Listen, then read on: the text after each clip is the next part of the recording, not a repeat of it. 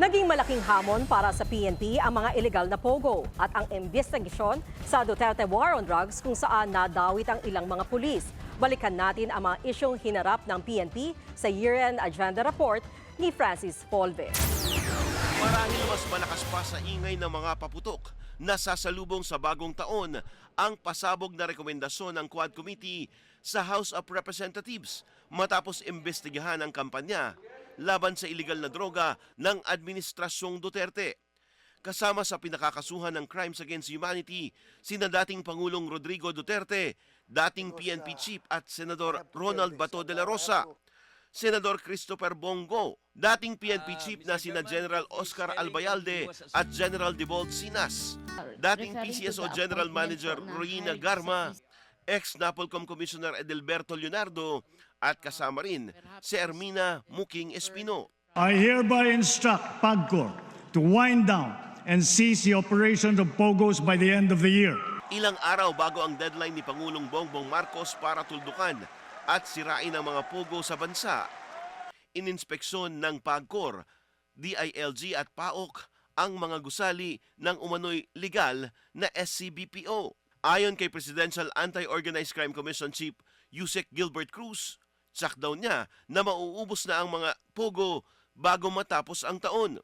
Kasama rin si Yusek Cruz sa ceremonial closing ng sinasabing pinakamalaking pogo hub sa bansa, ang Island Cove Complex na dating pag-aari ng pamilya Remulla.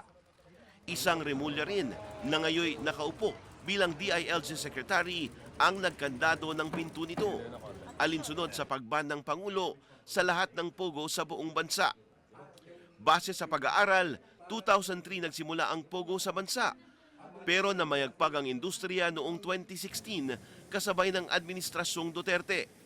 Ayon sa PAGCOR, nag-peak ang industriya noong 2019 kung saan may mahigit na 400 na lisensyadong pogos at kumita ang gobyerno ng nasa 7 billion pesos. Yun nga lang, kasabay ng paglago ng industriya, marami rin ang nakapasok na undocumented foreign pogo workers na karamihan ay mga Chinese.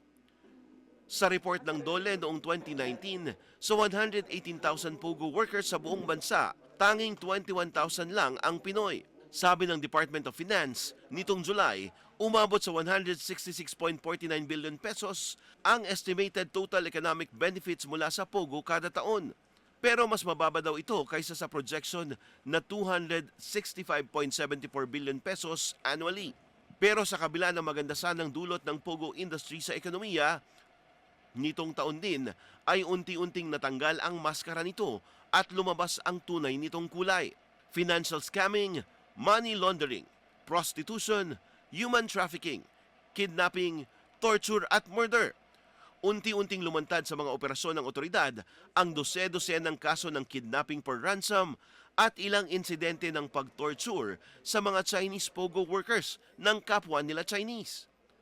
Kaliwat kanan ng pagsalakay sa mga pogo firm, kagaya ng Sun Yuan Technology Incorporated sa Bamban, Tarlac, na nireid ng CIDG at PAOK nitong March. Na-rescue ang mahigit 800 empleyado kabilang ang 500 foreigners. 427 sa kanila ay Chinese. Dito rin unang nakita ang mga villa sa loob ng compound na nasa 40 million pesos ang halaga ng bawat isa rito. May wine cellar, state-of-the-art kitchen at toilets. May underground bunker, maze of tunnels, luxury vehicles at malaking halaga ng mga pera na nasa loob ng vault. At mas nakakagulat pa, ang firm ay sangkot di umano sa surveillance activities at panghahak sa mga government websites. Bunsod nito, nag-imbestiga ang Senado kung paanong nabigyan ng pahintulot ang firm na mag-operate. Lumipat ang sentro ng investigasyon sa natanggal na mayor ng Bamban, Tarlac na si Alice Guo. Na-question ng mga senador, pati citizenship ni Guo.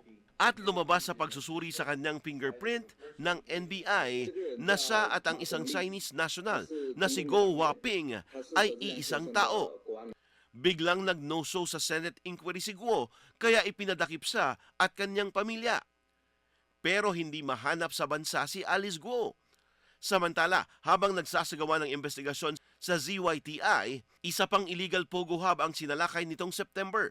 Sa Porac, Pampanga naman, ang Lucky South 99.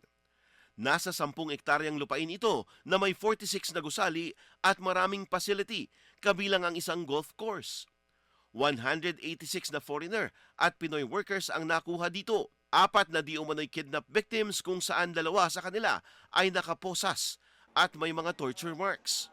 Pero hindi lang sa Luzon dahil may nireid din na Pogo Hub sa Panabo City sa Davao del Norte. Baluarte ng mga Duterte ang Davao. Marami ang nagulat noon dahil ang hinahanap na Alice Guo nakalabas na pala ng bansa. Kung paano at sino ang mga tumulong sa kanya ay patuloy na palaisipan sa madla. Pero nadakip siya sa Indonesia at naibalik sa bansa.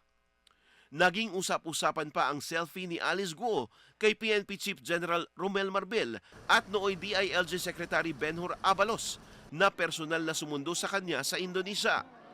Sa huli, ipinakulong siya ng korte sa Pasig City Jail habang dinidinig ang patong-patong na mga kaso ng money laundering, graft at qualified human trafficking laban sa kanya. Ang pinakamalaking hamon sa PNP ngayong taon ay ang paglaban sa di umano'y alagad ng Diyos. At ika nga sa pelikula, hahamakin ng lahat. Madakip lang ang Kingdom of Jesus Christ founder at leader na si Pastor Apollo Kibuloy. Sa Katitipan, Buhangin, Davao City noong August 24, kinubkob ng daan-daang pulis ang ilang ektaryang compound ng Kingdom of Jesus Christ para ihain ang arrest warrant kay Pastor Apollo Kibuloy at 4 na mga leader ng simbahan para sa kasong sexual misconduct. Nagkaroon ng standoff matapos magtipo ng mga taga-suporta ni Kibuloy. Marami ang nasaktan sa magkabilang panig. Isang KOJC member ang namatay matapos atakihin sa puso. Hanggang sa tuluyan umanong nakubkob ng mga pulis ang pinagtataguan ni Kibuloy at nasukol na siya. Pero sa bersyon ng kampo ni Kibuloy, sumuko ang KOJC leader sa AFP dahil labis na niyang dinaramdam ang ginagawa ng mga pulis. Nakapiit na sa Pasig City Jail si Kibuloy habang dinidinig ang kanyang kaso. Maingay din ang kaso ng seguridad ng Vice President na si Sara Duterte. Ayon sa kanya, politika ang dahilan kung bakit siya inalisan ng security detail sa kabila ng di umano'y banta sa kanyang buhay. Sabi naman ng AFP kung saan isang unit nila ang humahawak sa seguridad ng Pangulo at Pangalawang Pangulo, hindi nila iniwan o iiwan ang BP kahit patahasang sinabi nito na wala na siyang tiwala sa AFP at PNP. Kailangan daw kasing i-recall ang kanyang security dahil nasangkot sila sa ilang issue at kailangang imbestigahan. May kinausap na ako na tao. Sinabi ko sa kanya, kapag pinatay ako, patayin mo si BBM, si Lisa Araneta, at si Martin Romualdez. No joke. No joke. Kaya rin daw nakapagbitaw ang bise ng conditional threat sa buhay ng Pangulo, First Lady at House Speaker kung siya ay mapapaslang. Iniimbestigahan din daw ito ng iba't ibang ahensya.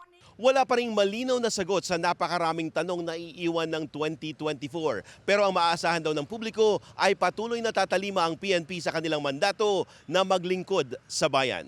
Francis Polbe, Billionario News Channel.